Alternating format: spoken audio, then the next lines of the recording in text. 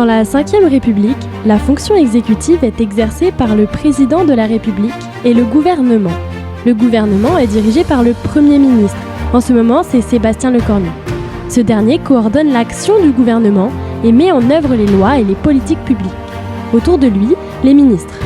Tous les ministres se réunissent à l'Élysée tous les mercredis dans la traditionnelle réunion du Conseil des ministres. Une réunion présidée par le président de la République où sont discutées et décidées les grandes orientations et les projets de loi du pays. À l'Élysée, autour du président de la République. Le président de la République qui a pris la parole hier dans une adresse aux Français afin de rendre compte à nos compatriotes qui expriment des inquiétudes évidemment légitimes.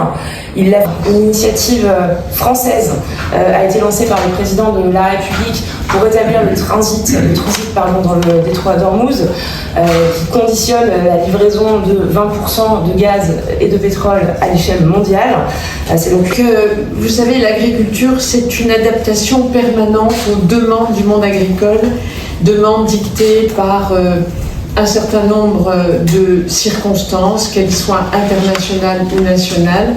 Internationales dans un moment de tension géopolitique qui, de la Chine jusqu'aux États-Unis, soumettent nos producteurs et nos transformateurs à des tensions et des inquiétudes particulières, droits de douane, enquête anti-dumping, concurrence parfois déloyale.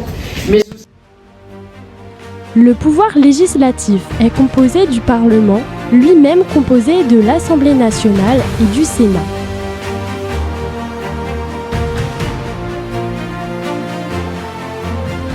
Le Sénat est l'une des deux chambres du Parlement français, ce qu'on nomme le bicaméralisme. Créé sous différentes formes depuis la Révolution française et rétabli dans son rôle actuel par la Constitution de la Ve République, il représente les collectivités territoriales et participe à l'élaboration des lois avec l'Assemblée nationale.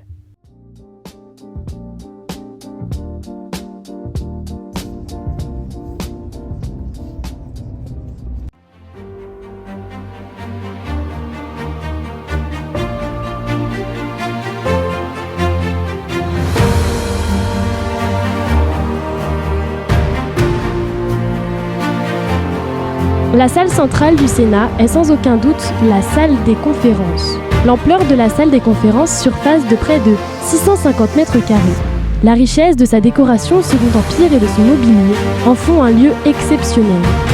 On y a récemment replacé le trône de Napoléon Ier en bois doré.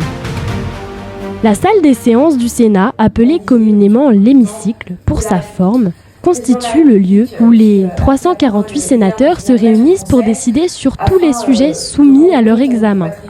On y a notamment vu la place de Victor Hugo et René Coty, tous deux anciens sénateurs. La tribune du président en ce moment, c'est Gérard Larcher, la deuxième personne la plus importante de l'État, car en cas d'incapacité du président de la République, c'est lui qui assurait la fonction.